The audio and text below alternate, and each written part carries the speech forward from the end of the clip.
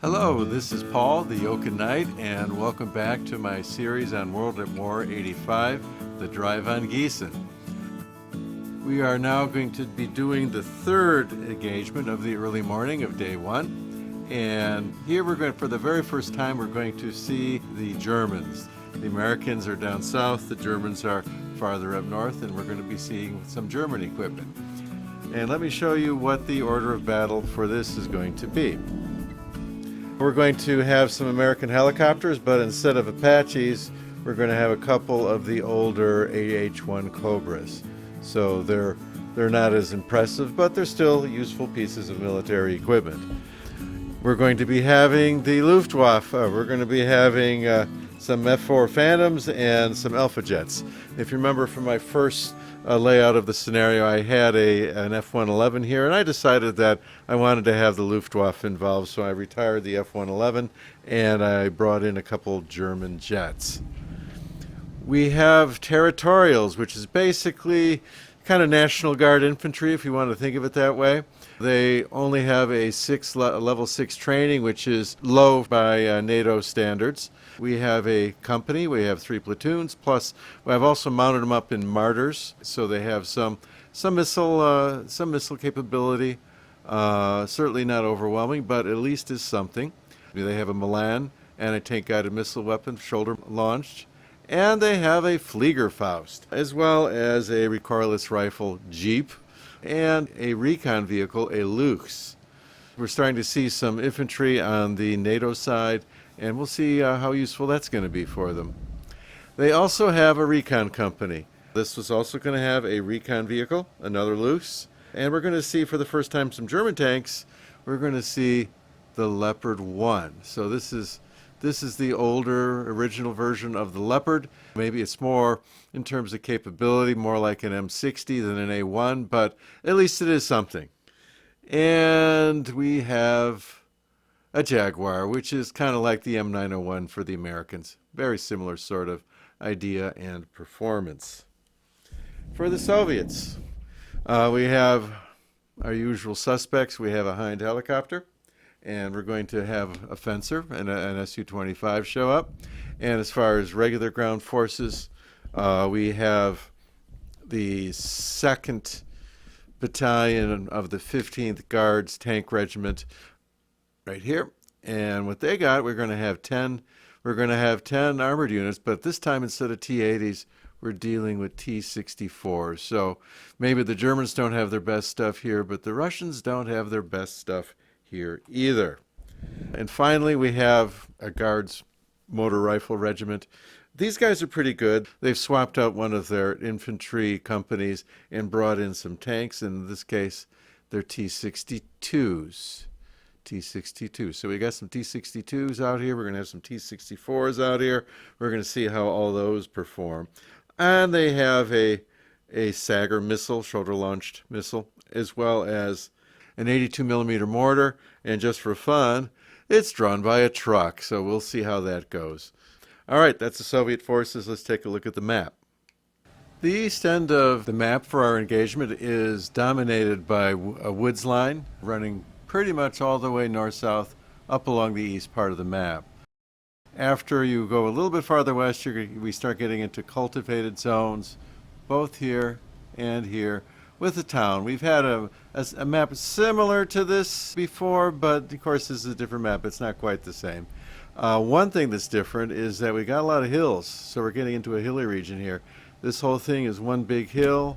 That's a hill, ridge, and where is it? Another hill. This whole thing here is a hill. So we have some elevated terrain to deal with, as well as closed terrain. The west map is dominated by one great big humongous hill right in the middle of the map. It runs from up here all the way down here. For the objectives, the east map is very poor in objectives. There were only 3 choices, and the Soviets, they take their first choice. They get to put down the first marker. They put it here on a bridge. Second marker was placed by the Allies. There's a big town over in this corner of the map. That's objective B. And Objective C is a smaller town by Objective A. So clearly there's going to be some fighting up here. As far as deployment goes, we actually rolled a successful surprise on the Soviets. That was helped by the fact that we have two loose scouting vehicles in the mix. There's that dark triangle that we saw in the previous scenario. We had two of these. With that +2, and the Soviets had no pluses this time, we were able to achieve surprise by outrolling the Soviets by 3 points. Because the rules as written have you write down hidden locations for each individual unit, I'm opting to handle this a little differently because as playing solitaire, I don't think that's going to work very well. So what I'm doing is saying that, all right, you can pick one formation to be the formation that is going to spring the surprise, and that's going to be the territorials, the infantry. And what we're going to do is say that within command radius of Objective C, and I'm picking that as kind of the center point for the unit, they can pop up anywhere, any way they want to. So if they, up to 5 hexes away, because that's the command radius for this formation. So 1, 2, 3, 4, 5. They can pop up anywhere in this circle. Now, the Soviets won't know that. I can play brain dead enough to pretend I don't know that, especially since we got 2 objectives there, and the Soviets kind of have to head that way anyway. But they're going to have surprises with infantry popping up and some light missile units popping up, a recoilless rifle unit, but this could put a dent in a BMP pretty easily. So we'll see how this goes. So we have some surprise in effect. American helicopters that were part of this force, the Cobras, and I forgot about the observation helicopters. So they had a +3. But these guys will actually show up as far as maneuvering on the map on turn 4 because they were based 2 strategic areas away on the strategic map. All right, I think we've got things set up. Well, just one last commentary. As far as the recon unit, I've opted to set them up basically on a ridge line with that big hill behind them, looking down as much as possible with some blocking terrain into this open area, just to kind of see what happens. So the Soviets, we're going to see these guys up on the ridge. We're not going to know where the infantry is. They'll find out soon enough. One interesting thing about where the recon unit is, we do have good lines of communication. We've got a road running north-south right behind the ridge, so that could help us shift some forces around if the need arises. And with that, I think we're ready to go ahead and start pulling cards. Well, kind of similar to the last game, we begin with the territorials wasting a turn. Although it's probably not so important. It's going to be a couple turns before the Soviets show up by them. And a Phantom Jet comes and goes. Since the Soviets aren't on the map, there's nothing for it to do. We have an end of operations card, so that's number 1. That doesn't end the turn, but the next one will. And we have battlefield events. And the battlefield event doesn't do anything because there are no Russians on the map yet. And finally, we get some Russians on the map. So we have the motor rifle battalion making its move for the turn. And the units from the Guards Motor Rifle Regiment have decided to go ahead and take the northern road towards objectives A and C. Panzer Recon wakes up and they elect to do nothing. And the Soviet helicopter enters the map. He's taking the southern route along the map edge, flying over the minefield and ending up out of sight behind the trees on the edge of the map. Panzer Recon activates and does not take any actions. And now the Guards tank enters the map. And our T-64s have opted to take the southern road because it gives them cover pretty much all the way up to the German position. So hopefully they'll be able to get up there and do some close-range damage. And electronic warfare scrambles the brains of the German recon defenders. The Su-24 comes screaming downward on top of a unsuspecting Leopard 1 unit defending on the ridge. There are no F-15s that are showing up to shush them away. So we're up to the anti-aircraft phase, and the Allies do have an off-board SAM unit. So we have a Chaparral shooting 2 dice at 4 at the aircraft. It does reach onto this map, and they achieved one hit, which the fencer was able to defend against with rolling 2 dice, and it got a 4, 5, 6 on one of them, so it negated the hit. So now we're down to actually rolling for the attack on the Leopard 1. The SU has 6 dice for 3s, and they roll 4 hits. The Leopard 1 has 3 dice for 6s, and they didn't roll anything to help themselves out. So there are 4 hits on the Leopard. The Leopard 1 is destroyed. Now we see if the SU has used up its ammunition. In this case, our Su-24 has run out of ammo and is retiring from the battle to fight again another day. And it did its damage, and it's going home. And now a German Alpha jet returns the favor. The Alpha jet is not intercepted by any MiGs and swoops down onto the unsuspecting BMP below. The BMP takes a shot at the jet and does not manage to hit it. The Alpha delivers its ordnance and misses completely. And then when we roll for the ammunition, it dropped all its ammo and is retiring from this scenario. And we have reached the second end of operations card, end of turn 1.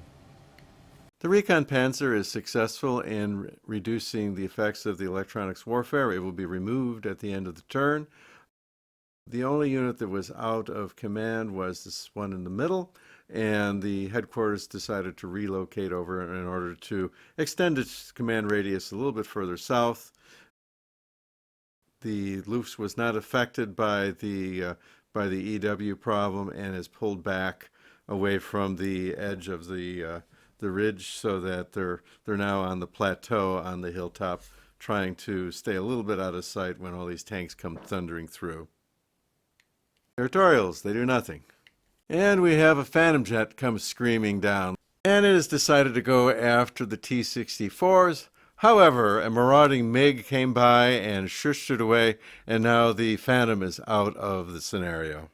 And the Guards tank rolls forward one more time. And the T-64s move farther down the road, and at this point, honestly, I'm not seeing much here that's going to stop them.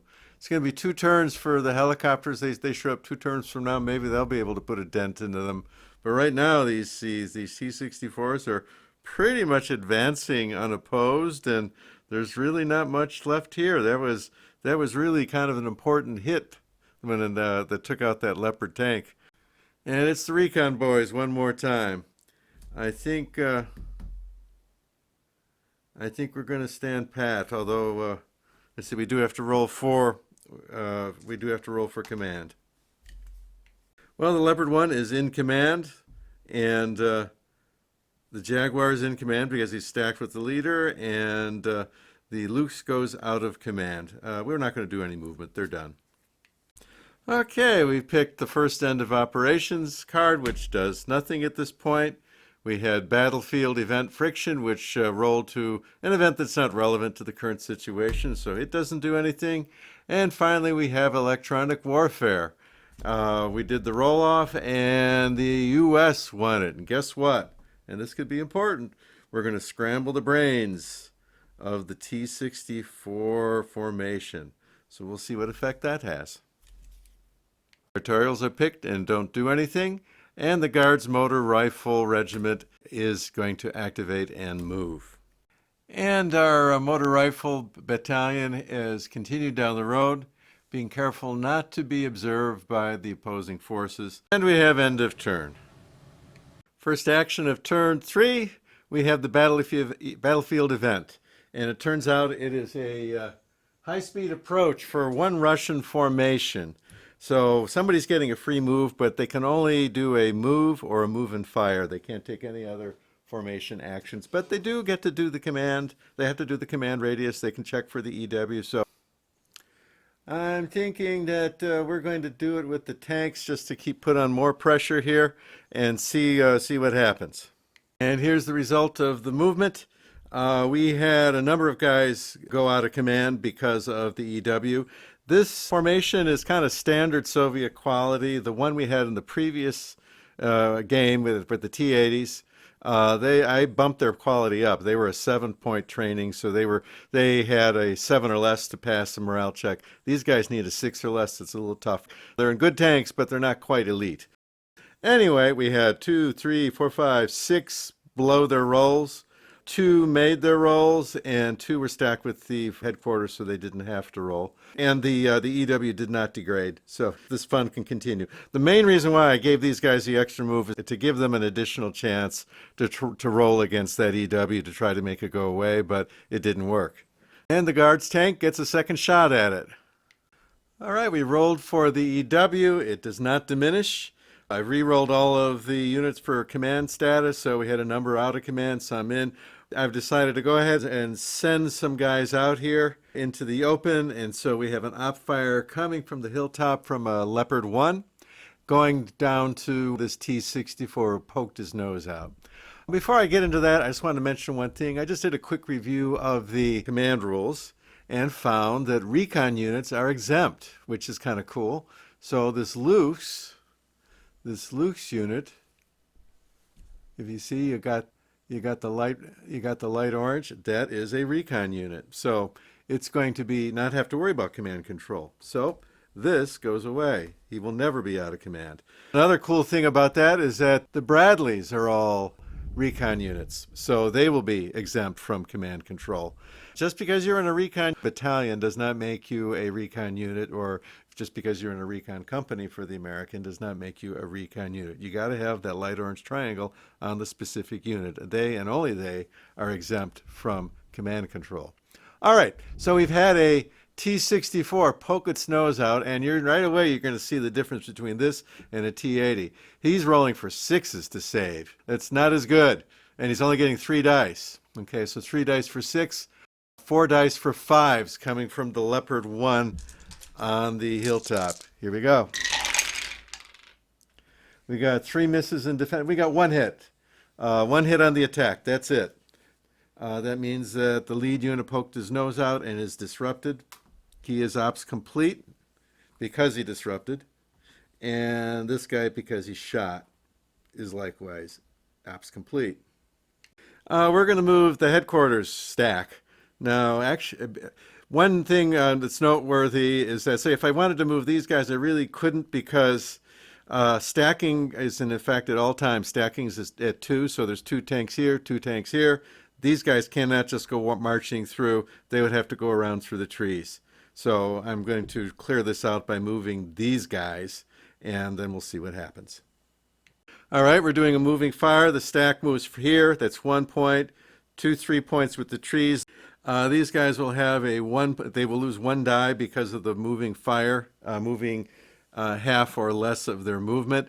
The thing that determines the level of detriment is the color of the middle number. You see it's orange, so it's on one table. If it was like black, I think T-55 said the black number, that's worse. And M1s are in a category of their own. So these guys will lose 1 die on the attack, but they are 2 identical units stacked together, tanks. They can go ahead and do volley fire. All right, let's see what they do.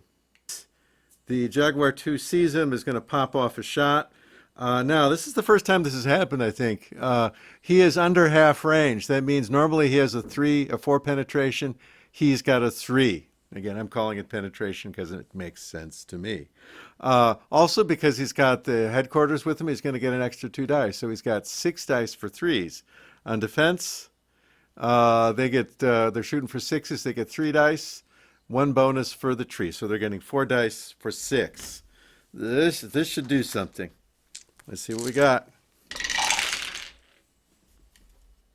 So we get 3. We got 3 hits. 3 hits, and nothing happened in defense. So the top unit is going to be dead, as well as the headquarters is going to have to roll for the effects of this. So 1 T-64 bites the dust. Again, it's disrupt. Hit 1, hit 2. All right, we have a wreck going on the road here, and I got to check see the effect on the headquarters. Okay, because the unit that the headquarters was with was eliminated, the headquarters had to make a roll, and it was a +2 on a table. He only had 1 chance in 6 of passing. He did not pass. What it means is that he goes over to his damaged side.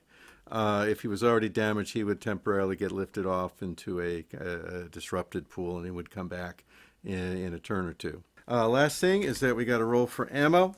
On the Jaguar, he needs to roll a 7 or less. That's his training level, 7. He rolled an 11. Okay, so he is possibly going to have ammo problems, but maybe not.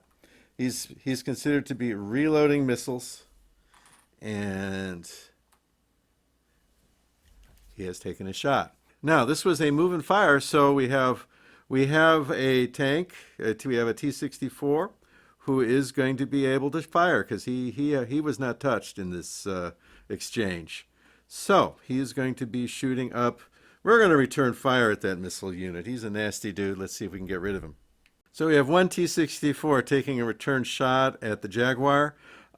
He has a 4 to hit normally. However, because he's at less than half range, it becomes a 3. Normally he would get 3 dice, but he loses 1 for the moving fire. So he only has 2 dice. On defense, he's a 5.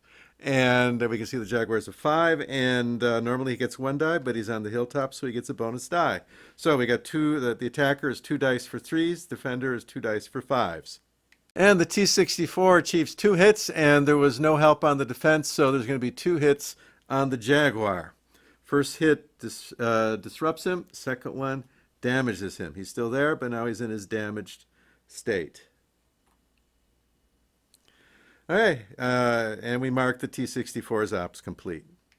And we have the next T-64, 1, 2, 3. He wants to take a moving fire, also at the Jaguar up on the hill.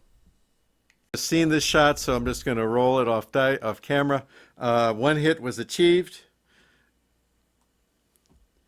and this guy's gone. Mr. Jaguar is gone. Okay.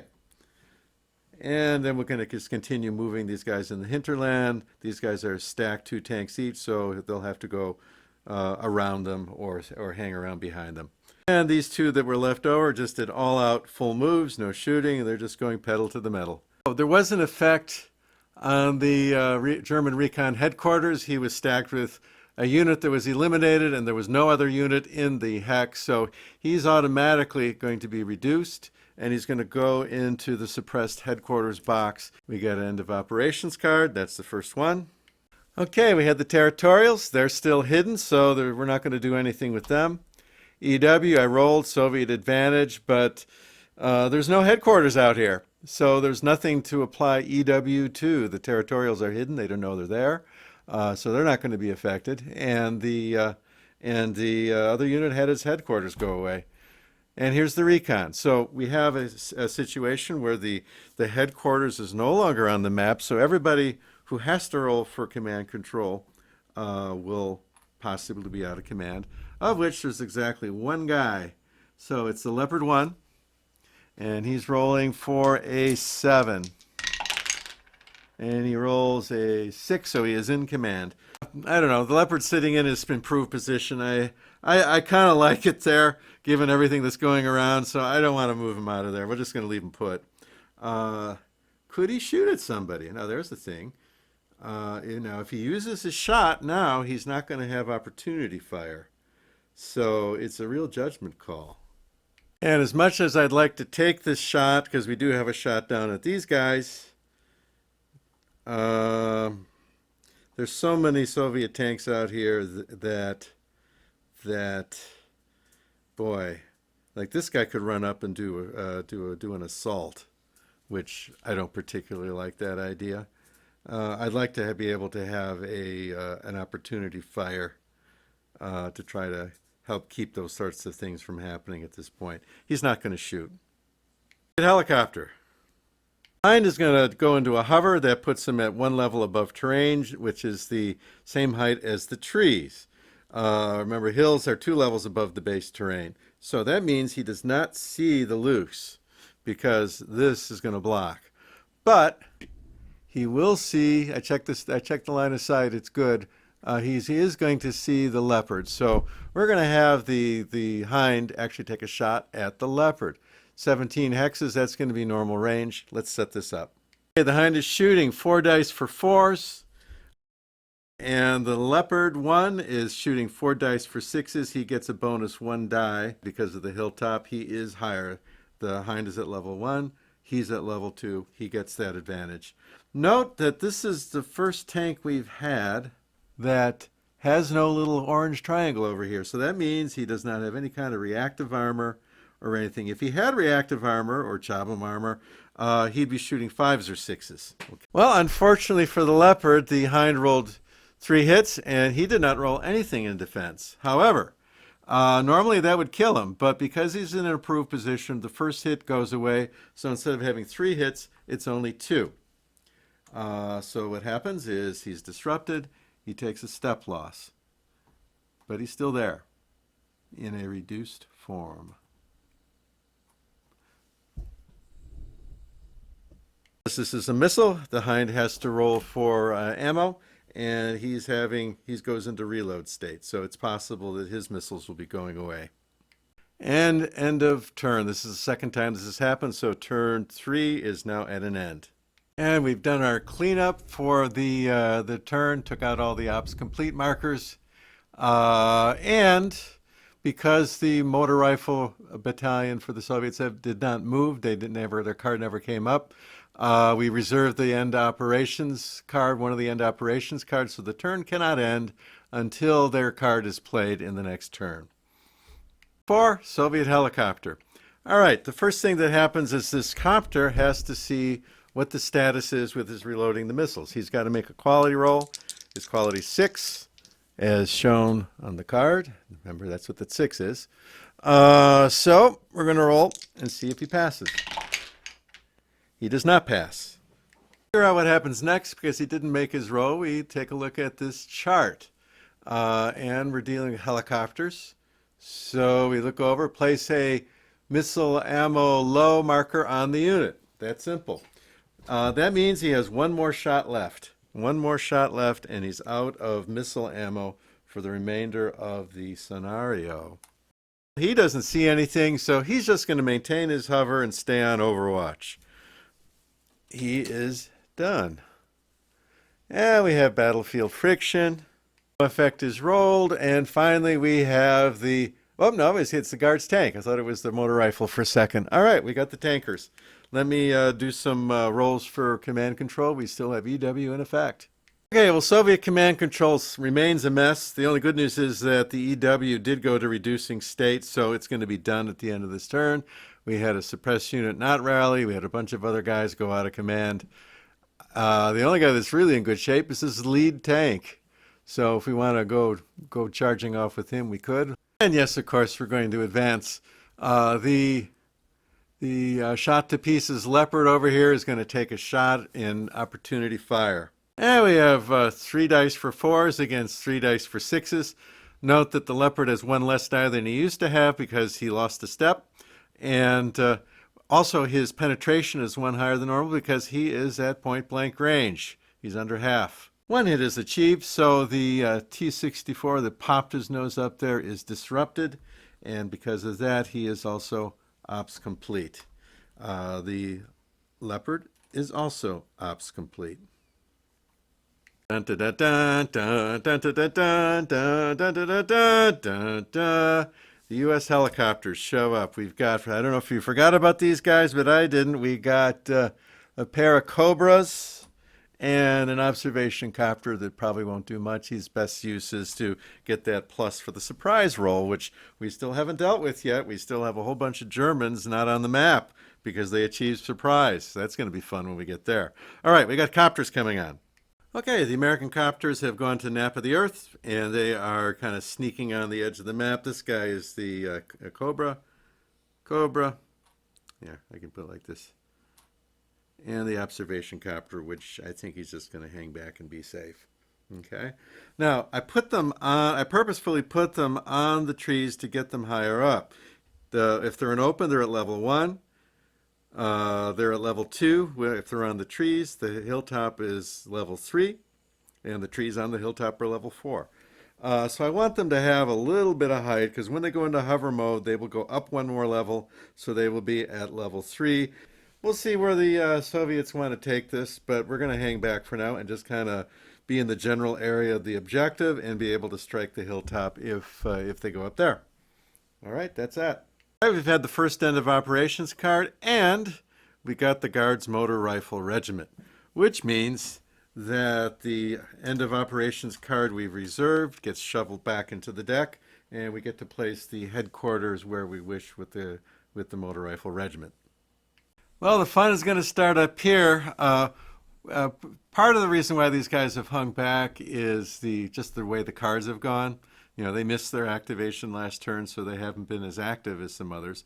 But they were also conscious to avoid getting out to the edge of the hill, because if they had done that, they were staying behind 2 cultivated hexes, which blocks LOS, unless you're higher. But I was concerned about these guys over here taking shots if they got too aggressive and went by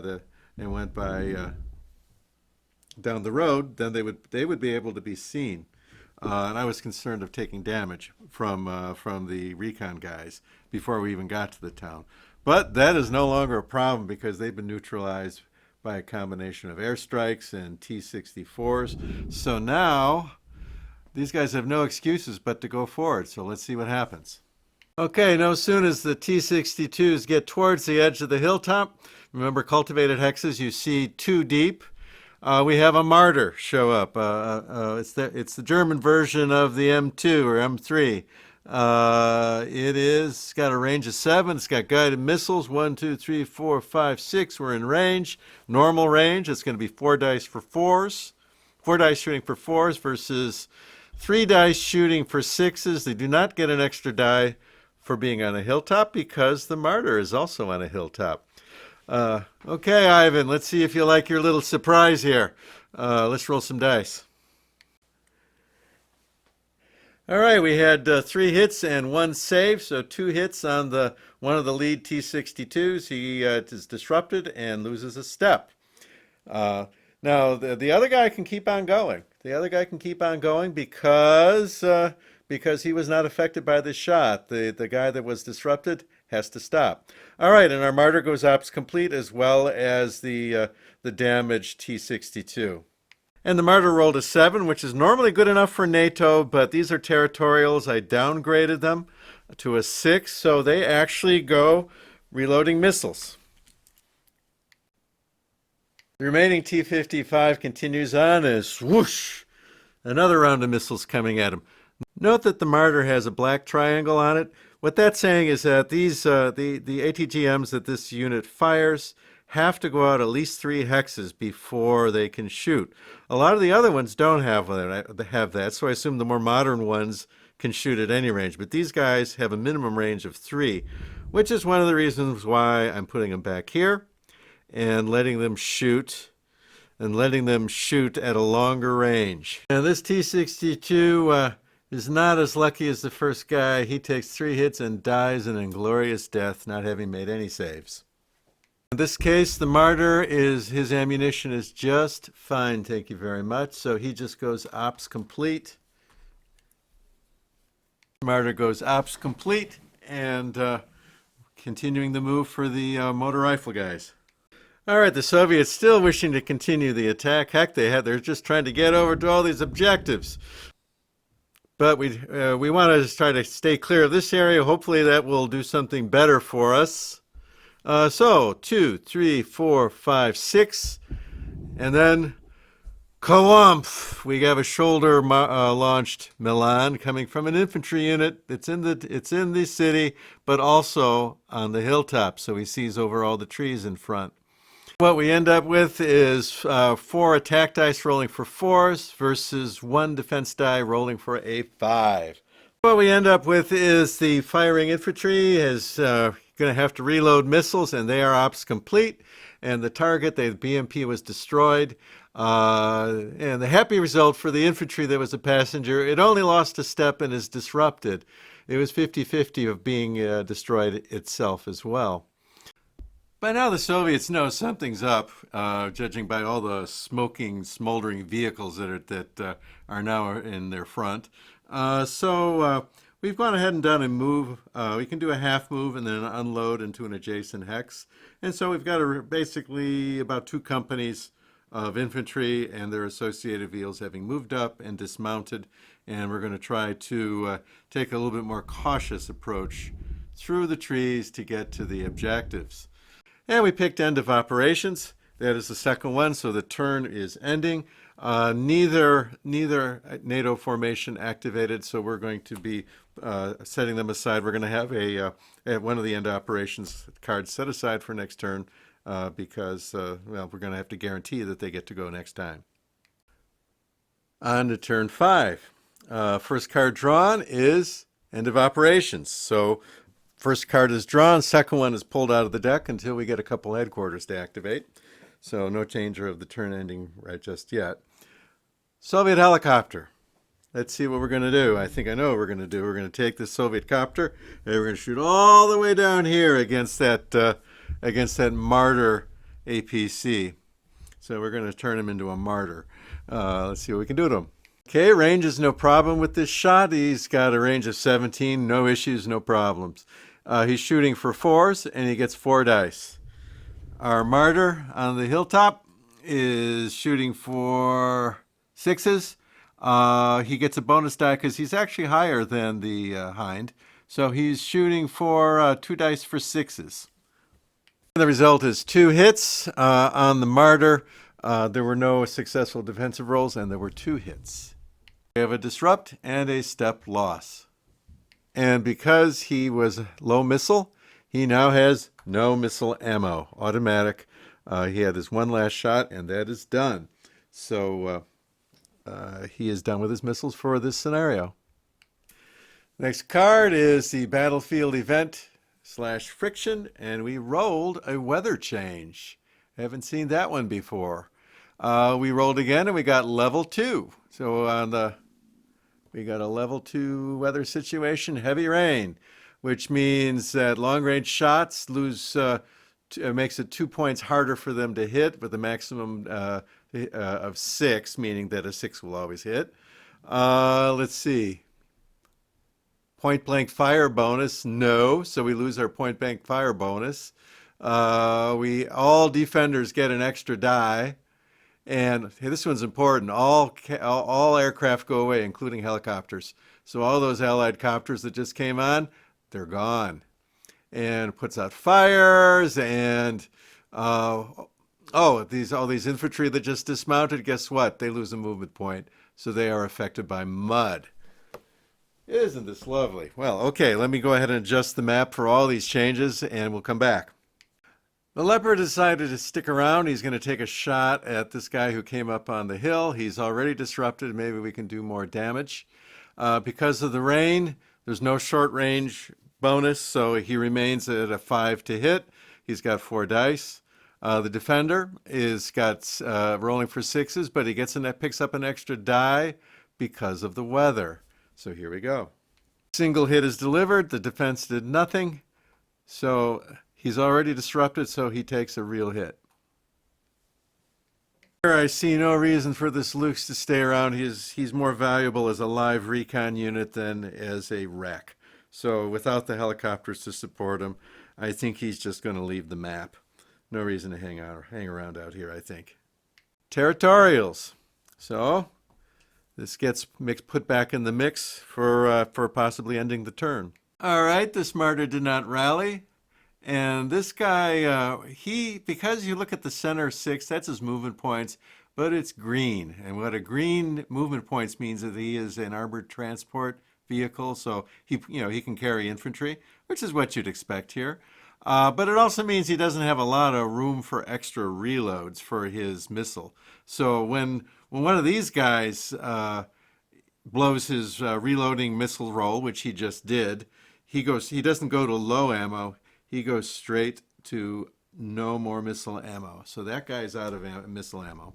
All right, our Milan unit is going to take a shot. He's ready to go. 4 dice for 4s against 4 dice for 6s. and that's including the extra bonus for the weather. Only one hit is delivered, but since this guy is already disrupted and down a step, that finishes him off. So that tank blows up. Boom! And that is an XT62. Note that these T62s don't have the happy orange triangle over here, so they do not get any adjustment for reactive armor. They're not as good as the T64s, in other words. All right, we're just going to roll for the missile ammo. Training level 6. Roll to 5. He's good as gold. Markham Ops complete.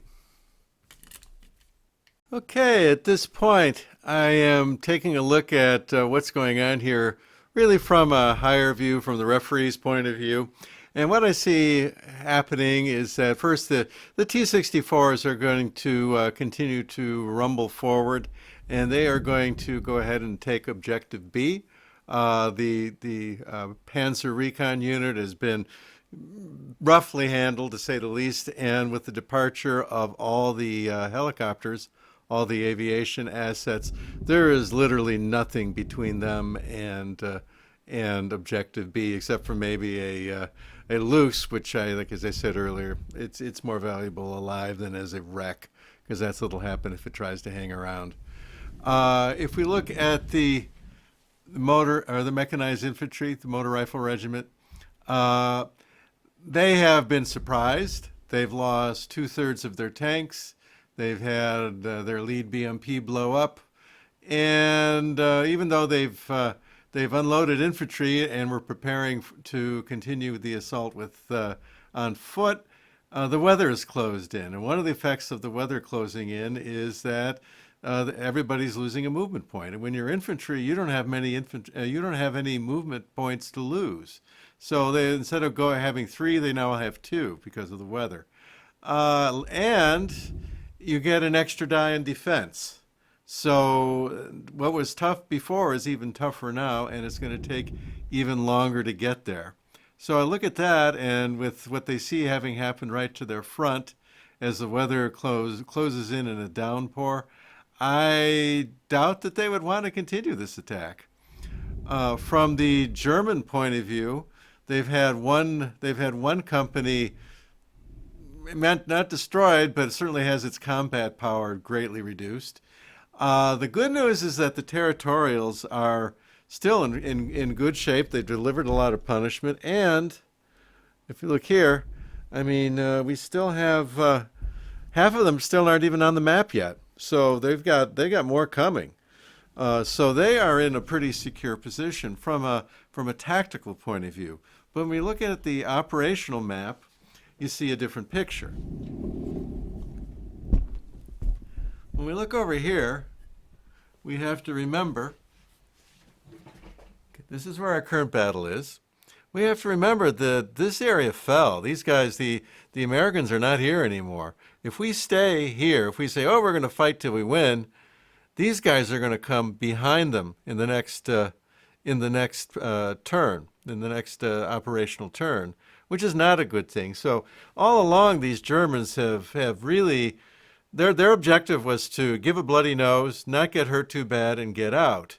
And to some degree, they've accomplished that. So with the closing of the weather, I'm not sure why they would want to stay any longer. They've done what they needed to do. They are certainly going to be able to hang around long enough on this map so that if they're here on turn 8, then the Soviets are not going to be able to move any second zones or anything. They will be stuck here. So my call as referee is that I don't see much reason for the Germans to hang around and take more punishment. The Soviet tanks are going to take their objectives, so they're happy. And the motor rifle regiment is simply going to say, this has gotten too hard. Maybe it's best to try this another day when we have air support, when we have helicopters, when we have artillery, when we have all kind of good stuff, instead of pushing a bad position forward in a rainstorm. Now, one of the things I see when you play a campaign, you take a whole different view of things as when you play a scenario. When you play a scenario, I mean, you just push forward. You don't care. It's one and done. There's no greater context. There's nothing else going on other than the scenario you have in front of you. But when you're playing a campaign, it's a whole different animal. You have to ask yourself, if you're in a disadvantaged position, you have to ask yourself if you really want to push that disadvantaged position or not. In which case, a lot of the times you're gonna take the better part of valor, and then you're going to try again. Try to reformulate things and to your advantage for the next operational turn. So I think that's what we've got going on here. So with all of that, this was a pretty even fight. Both sides give and took. So in that sense, it was a good one. So with all of that, I'd like to bring this to a close. If you haven't subscribed, I certainly would welcome you to be a subscriber. So please go ahead and push the button and subscribe if you care to. Other than that, I just want to say thanks for watching. This is Paul, the Oaken Knight, and have yourself a pleasant afternoon.